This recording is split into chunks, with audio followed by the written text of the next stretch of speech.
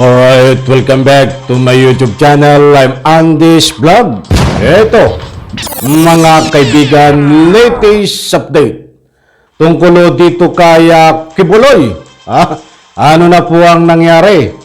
Mga kaibigan, marami ho ang naghihintay kung ano na nga ba ang nangyari dito sa pinangako ni General Torre na si Kibuloy ay handang lusubin at bantay sarado na diyan sa loob ng KOGC. Kung magugunita nyo po mga mahal kong taga-subaybay, ay tinalakay po natin ito kahapon na ang PNP ay inunahan ng NBI para salakayin, sinalakay ho ng NBI itong KOGC compound. Inunahan nga ang PNP. At yun nga, yung pong 30 hektarya, 35 hectares ba? I'm sorry kung mali ako. Yung ibigit kumulang 30 hektarya ho na lupain na di yung according to dito kay General Torre, diyan nagtatago at kinumpirma ni General Torre ay isang oras lang mahigit. Isang oras lang mahigit inuulit ko na ika nga po'y ginalugan. Naku po. Talagang may naamoy ako dito.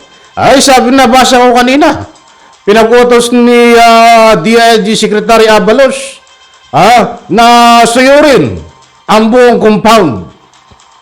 Dahil alam, kahit itong si Secretary Abalos ay sinasabi na diyan nagtatago si Kibuloy. Kaya pinag-utos niya na suyurin itong buwang compound na ilang hektarya. Mahigit kumulang 30 hektarya, mga kaibigan. Nako. Ba't dito sa puntong ito ang bigyan po natin ng highlight?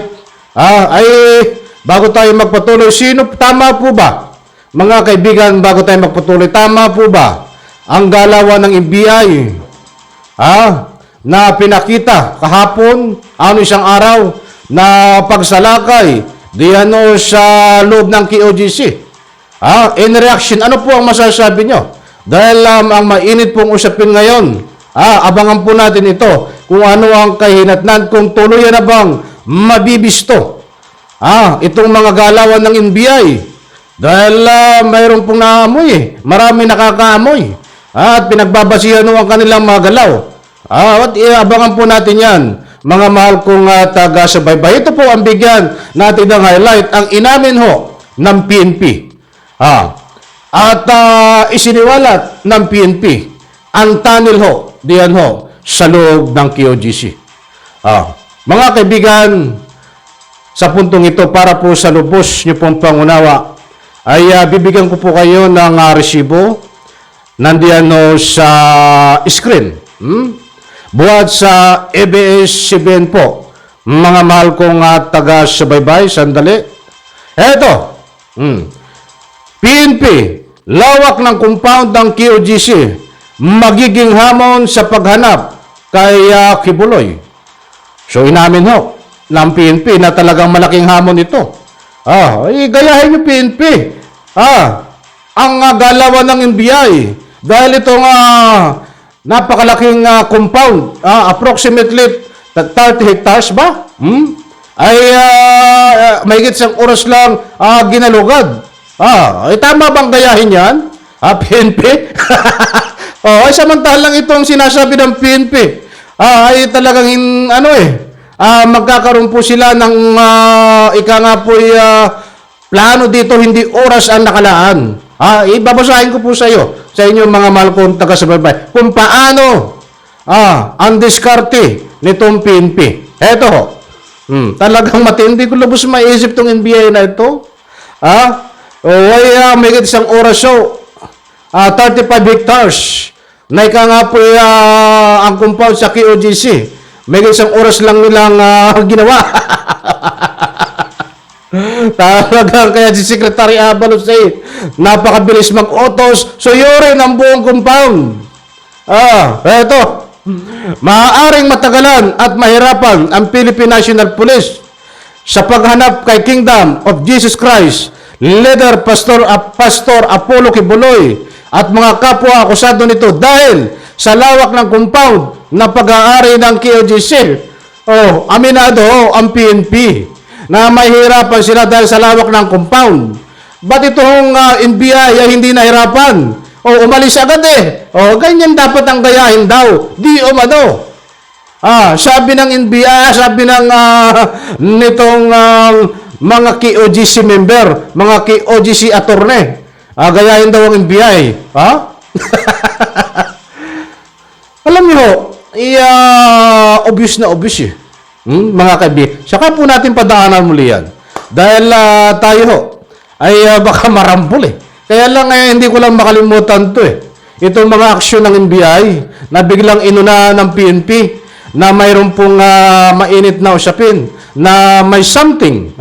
Alam niyo yung something eh. May naamoy. Eto pa, mga kaibigan.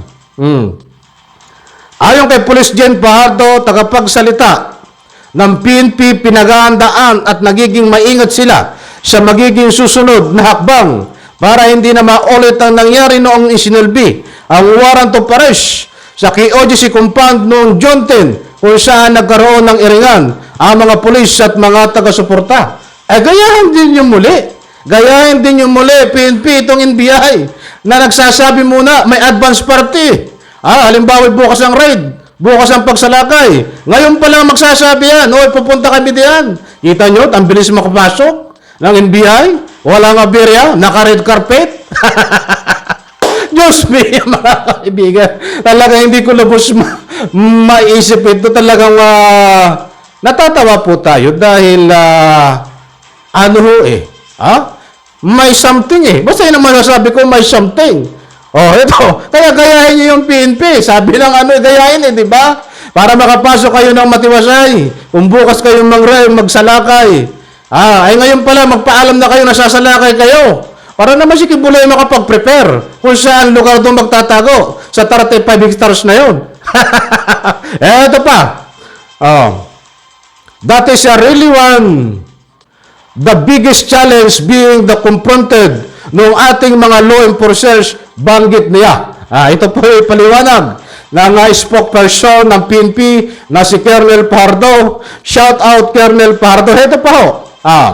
Inabot kasi ng ilang oras ang paghahanap kina Kibuloy noong Hunyo. But we are preparing for a longer battle this time. If I may say that I mean longer days, if not hours. Gihit ni Fajardo. Sabi nga dito, hindi kailangan ng oras. Kulang yung oras. Kailangan longer time. Kung ilang araw. Mga kaibigan, ay gayahin nyo ang NBI. Oras lamang. Pasensya na mga kaibigan, dahil nag-reflect sa kanila yung kanilang trabaho. Gayahin nyo ang NBI na oras lang ang ginugol dito sa 35 hectares na pinagtataguan ni Kibuloy according dito kay General Torre. Gayahin nyo ang NBI. Oras lamang. Di ang pinapaliwanag dito ni Colonel Fajardo dahil may karanasan ng PNP. Dahil nasilip na ang compound doon June 10 ay napakalawak, hindi oras ang kailangan. Kailangan ng talagang kung ilang araw ito, mga kaibigan. Ito pa. Pagplanuhan din daw ng mabuti ang anumang susunod na paghahanap kina Kibuloy. Unang-una, kailangan natin na siguraduhin at i-assure na sa kanila na hindi intensyon ng PNP na manakit, hindi intensyon na palawakin ang problema. Andali lang Gayahin nyo nga ang NBI. Tamad nakapasok ng bigla Magsabi kayo. One day before, magsabi na kayo ay sasalakay. PNP. Eto pa. Dagdag na hamon sa pulisya ang sinasabing mga tunnel sa KOJC compound na posibleng gamitin para makatakas. Mga tunnels naman doon, I think it's an open secret. Noong ginawa itong mga structure na ito, at may mga lumabas pa sa YouTube na pinagmamalaki nila yung laki. And also, I think this is an open secret na mayroong ganon. Ay gayahin yung NBI sa tunnel ho. Madilim daw ho. Walang ilaw. Kaya hindi makita si Kibuloy. Anak ng katakot-takot. Oh, kumpirmado po mga kaibigan, may tunnel sa loob. Na? At yan din ang mga pinagpamaraming plano ng PNP. At ito nga ay sabi nga ng NBI, ang paliwanag nila noon ay madilim na yung tunnel. Hindi makita si Kibuloy. Naginip ng gising, nakatulala sa akin. Mga kaibigan, pasensya na po dahil shout out sa inyo NBI. Hindi kayo dapat gayahin sa mga aksyon na pinakita nyo dito sa galawan sa pagsalakay nyo diyan sa loob ng QGC. Alam nyo mga kaibigan, nakuha nyo ang gusto kong ipunto. Hindi dapat gayahin. Kaya kita mo, madilim yung tunnel. Magpapaalam ilang araw bago pumasok para papasukin. Walang masakta. Tama nga naman Talagang matindi yung NBI nito. Mga kaibigan, abangan po natin. Dahil hindi po natutulog ang PNP, tuloy po. Tuloy po ang kanilang plano. Kung ano man ang operational matter na pinaplano nila. At ayaw ko nang i-discuss yan. Basta ang importante, may latest update tayo na tuloy ang kanilang mga plano at naniniwala ang PNP. Buti inamin na matatagalan ang paghahanap sa ilang ektarya, mga kaibigan, na pinagtataguan di umanon ni Kibuloy. At least sa inamin mo ng PNP, hindi tayo umaasa, mga kaibigan. Tularin nyo ang NBI. Ilang oras lang yung 35 hectares. Natapos ang pag-search. Okay, alright, mga kaibigan, alam ko nakuha nyo ang gusto kong ipunto. Bigyan po natin ito ng muling pagkakataon po bago matalakay. At ganun pa rin bantay sarado ang KOGC. May mga checkpoint. Pakaunting padaan lang Basta tayo kung magbigay ng anumang complete details dito. Basta't umaasa pa rin po tayo. Ano man ang binitawan dito na pangako sa atin ni General Torre. Yan po ay ating binabantayan. At sana ito ay magkaroon po ng magandang result. Ano man po ang mangyari dito, ihatid ko po ang development. Kung ano ang kahinatnan dito sa napipinto na pagsalakay ng PNP. Dito po sa loob ng KOGC na di umano, according ko dito kay General Torre, ay nagtatago si Kibuloy. Mga kaibigan. Muli po maraming salamat. Pagpalain po tayo lahat. Sabay-sabay po nating i-like ang video nito. Bye-bye, palakpakan.